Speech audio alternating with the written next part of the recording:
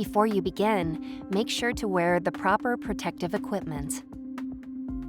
Check the ink lights to confirm which colors need to be refilled. Remove the ink bottle from its packaging. Then shake it as shown.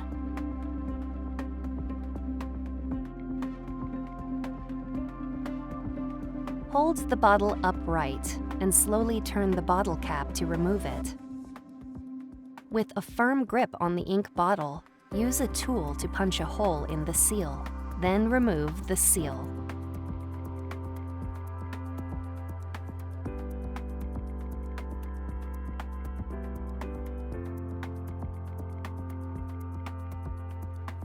Remove the cap on the corresponding ink tank.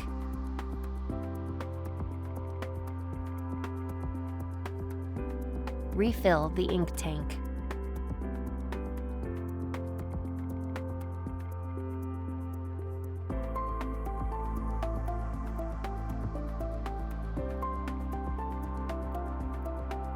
Reinstall the cap.